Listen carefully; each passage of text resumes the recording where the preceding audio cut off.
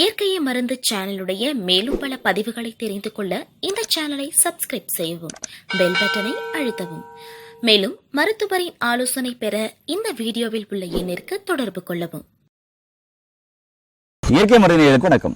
நல்லதை பகிர்ந்து ஆரோக்கியமான சமுதாயத்தை உருவாக்குவோம். நம்முடைய அருகில் பாரம்பரிய சித்த வைத்திய மதிப்புக்குரிய வெங்கடேஷ் ஐயா இருக்காரு.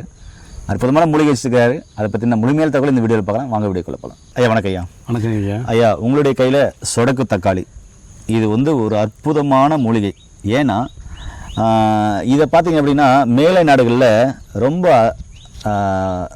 உயர்ந்த விலைக்கு விற்கிறாங்க. அங்கே இருக்கிறவங்களுக்கு இதனுடைய மகத்துவம் எல்லாமே தெரியுது, மகத்துவம் தெரியுது. இது ரத்தத்தை க்ளீன் பண்ணும், நுரையீரல் சார்ந்த பிரச்சனைகளை சரி பண்ணும், ஆஸ்மா வீசிங் உள்ளவங்களுக்கு ரொம்ப அருமையாக கேட்கும், உடல் வலியால் அவசரப்படுறவங்க ரொம்ப அருமையாக கேட்கும். அந்த காலத்தில் பார்த்திங்கன்னா எங்களுக்கு ஸ்நாக்ஸ் இதுதான், பறித்து பாக்கெட்டில் போட்டுக்குவோம். சாப்பிட்றதுக்கு இனிப்பாக புளிப்பாக இருக்கும், கொஞ்சம் துவர்ப்பாக இருக்கும், மஞ்சளாக பழம் விடும். இதை சூப் வச்சு குடித்தாக்க உடம்புலி மட்டும் இல்லை, உடலில் இருக்கிற கழிவுகள் வெளியே போகும், உள்ளுறுப்புகள் பலப்படும். முக்கியமாக நுரையீரல் மல்லிப்பூ மாதிரி மரம்னு சொல்லுவாங்க. ஆமாங்க. ரத்தம் உற்பத்தி அதிகமாகும்னு சொல்லுவாங்க. அதே மாதிரி நரம்பு தளர்ச்சி சம்பந்தமான பிரச்சனைகள் சரியாகும்னு சொல்லுவாங்க.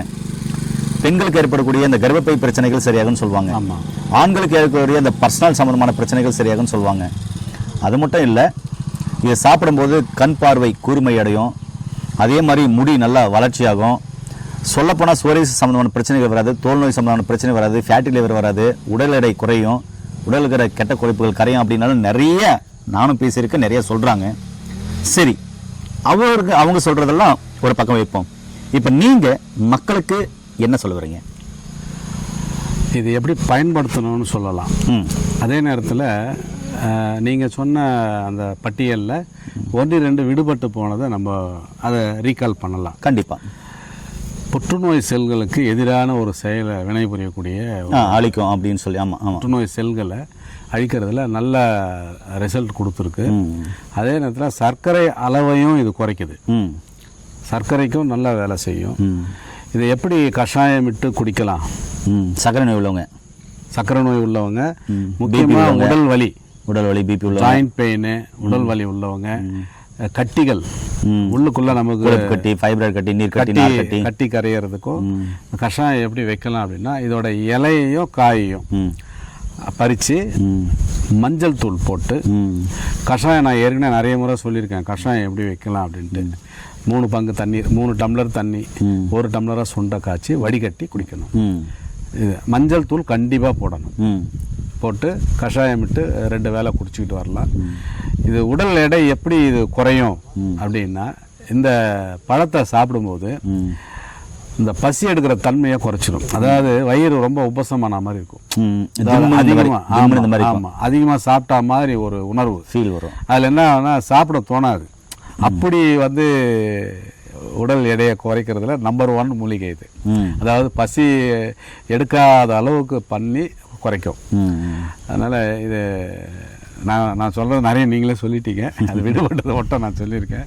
கஷாயம் இந்த முறையில் தான் வைக்கணும், வச்சு பயன்படுத்திங்க 2 வேளை. சுகர் உள்ளவங்க எப்படி சாப்பிடணும்னு சொன்னீங்க கஷாயம்?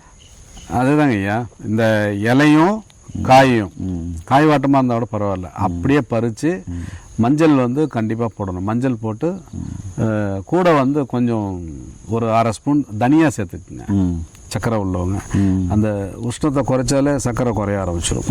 தனியாக ஒரு 1/2 ஸ்பூன் சேர்க்கலாம். சேர்த்துட்டு இது பண்ணிக்கலாம். ஊற வச்ச வெந்தயம் கூட எடுத்துக்கலாம், இது கூடவே அதிலே போட்டு எடுத்துக்கிடலாம். 2 வேளைக்கு எடுக்கணும். எம்டி ஸ்டமக்கில் எடுத்தால் கொஞ்சம் நல்ல ரிசல்ட் இருக்கும்.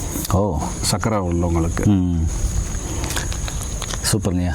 நண்பர்களே, இதுக்கு பேரே சொடக்கு தக்காளி. இது ஒரு தக்காளி இனத்தை சேர்ந்த ஒரு அற்புதமான மூலிகை. தக்காளி நம்ம எதுக்கெல்லாம் பயன்படுத்துவோம்? நாட்டு தக்காளி, அது எல்லா மருத்துவ குணம் இதில் இருக்குது. ஆனால் அதை விட 100 மடங்கு அதிகமாக தான் இருக்குன்னு சொல்ல முடியும். இப்போ இந்த பக்கவாதம் வந்தவங்க அவங்களுக்கெல்லாம் பார்த்திங்கன்னா இதை கருஞ்சீரகம், அதுக்கப்புறம் பார்த்திங்கன்னா புங்க மரத்து வேறு, சீரகம், கருஞ்சீரகம் சீரகம் 2 போடணும், தனியாக போடணும், மஞ்சத்தூள், உப்பு இதெல்லாம் போட்டு என்ன பண்ணுவாங்க, நல்லா கொதிக்க வச்சு அவங்க இதை நாட்டுக்கோழி சூப்பில் கொடுப்பாங்க. நாட்டுக்கோழி சூப்பு ஒரு பங்கு, இது ஒரு பங்கு வச்சு குடிக்கும்போது ரொம்ப அருமையாக வேலை செய்யும். அதே மாதிரி நெஞ்சு எரியுது, தொண்டை வலி, அருமாக நிறைய சளி இருக்குது, ஆஸ்துமா வீசிங், சைனஸ் சம்மந்தமான பிரச்சனை இருக்குன்னா இப்போ நான் சொன்ன மாதிரி நாட்டுக்கோழி சூப்பு இதே மெத்தடு தான். போட்டு குடிக்கும்போது அந்த ஆஸ்துமா விசிங் சைனஸ் சம்மந்தமான பிரச்சனைகள் சளி சம்மந்தமான பிரச்சனைகள் எல்லாம் சரியாகும். ரொம்ப அற்புதமான மூலிகை, எங்கே பார்த்தாலும் விடாதீங்க. இந்த பழங்களை சாப்பிடுங்க, டேஸ்ட்டாக இருக்கும். மீண்டும் அருமையான பதிவு சந்திக்கலாம். நன்றி, வணக்கம். வணக்கம் ஐயா. வணக்கம் ஐயா.